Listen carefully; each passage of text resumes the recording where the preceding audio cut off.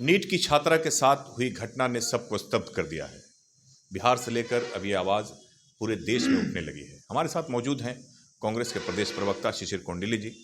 इनसे बात करते हैं। सर, कैसे देखते हैं इसको? कई तरह की बात इसमें आ रही है। अभी एक उनके पिता ने कहा कि ले दे के जाँच जो है हम ही लोगों पर किया जा रहा है। कैसे देखते हैं इसको आप? देखिए, पुलिस की भूमिका बेहद संदिग्ध है। बेसिकली पुलिस जिस थ्योरी को बनाई थी और उसी थ्योरी को जस्टिफाई करने में लगी, और एसआईटी टीम भी उसी थ्योरी को जस्टिफाई करने में लगा है। ये बेहद दुर्भाग्यपूर्ण है।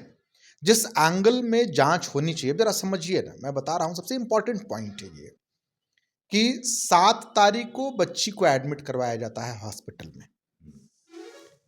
ऑलमोस्ट 11 को बच्ची की मौत हो जाती है, और वो जो कमरा है जिसमें बच्ची उस अचेता अवस्था में पाई गई, वो कमरा 15 तारीख को पुलिस सील करती है।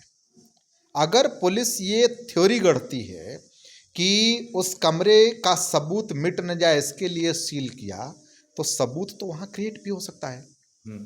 और इतने दिनों तक जो पुलिस ने नेग्लिजेंस बरता, इसके लिए तो पुलिस को और उनके अधिकारियों को जिम्मेवारियों का निर्धारण करना होगा कि आखिर इतना नेग्लिजेंस क्यों।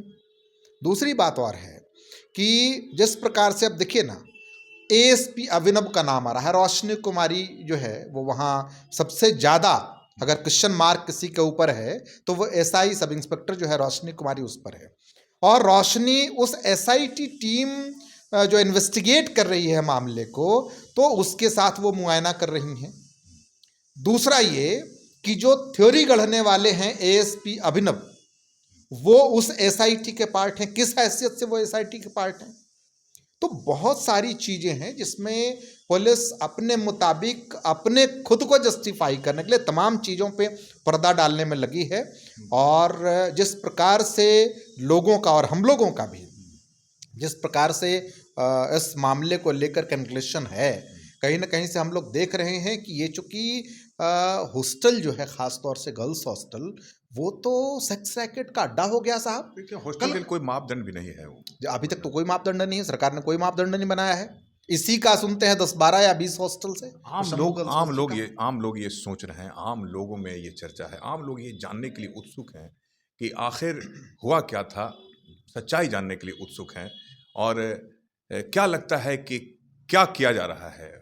जिस तरह का, मतलब जैसे अभी उनके पिताजी का जो मैंने बयान सुना, वो कह रहे हैं कि ले दे के जहानाबाद ही जांच हो रहा है, पटना को अभी मतलब ऑफ कर देखिए, दिया गया। ये एसआईटी का तमाशा है और ये बिहार पुलिस का तमाशा है। बेसिकली क्या है सो समझिए, वो जो पोस्टमार्टम रिपोर्ट है, पोस्टमार्टम रिपोर्ट जो आया है, तो डॉक्टर्स की टीम जो है उसने पोस्टमार्टम किया, बाकायदा उसका बोर्ड बना, कैमरे के सामने पोस्टमार्टम हुआ। पोस्टमार्टम रिपोर्ट में ये कहा गया कि sexual assault can't be ruled out. लड़की 26 तारीख से लेकर के 5 तारीख तक, 5 तारीख को वो पटना गई है, वो अपने गांव में थी, वहां की इस प्रकार की कोई घटना नहीं हुई। अच्छा, आपको क्या लगता है क्या रिजल्ट होगा, क्या होने वाला है? देखिए क्या है ना कि अब जहां बेदर्द हाकिम हो वहां फरियाद क्या करना। जिसके हाथ में गृह मंत्रालय है वही क्रिमिनल है। उसी के ऊपर शिल्पी जैन हत्याकांड में जो है वो इन्वेस्टिगेशन की सुई वहां घूमी थी, उनके नाम आए थे, सबको पता है ये किन परिस्थितियों में उनको छोड़ा गया, ये भी पता है।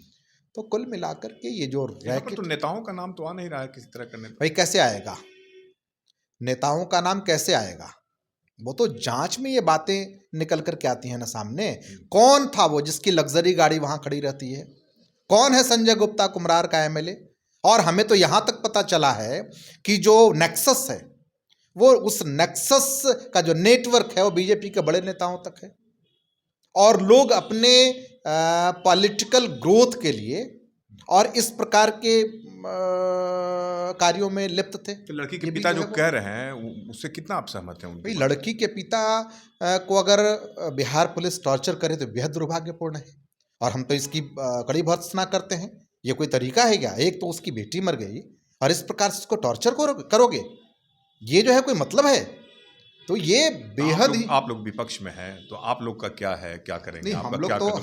हम लोग तो वहाँ पीड़ित परिवार से भी मिले। हमारे जो CWC के मेंबर हैं, राज्यसभा सांसद, आपने देखा होगा अखिलेश प्रसाद सिंह जी, वो यहाँ पे जो धरना हुआ था उसमें भी वो थे, उस कार्यक्रम में भी थे, आगे आप लोग पतियामा भी गए इंसाफ के लिए और क्या करेंगे? कांग्रेस पार्टी ने इसके खिलाफ प्रदर्शन किया।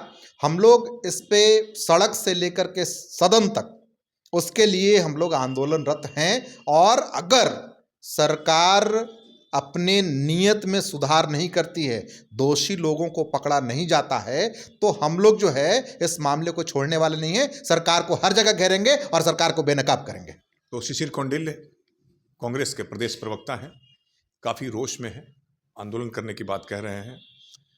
जांच किस दिशा में जाता है, ये पब्लिक भी जानने के लिए उत्सुक है। अब देखना होगा आने वाले समय में क्या होता है।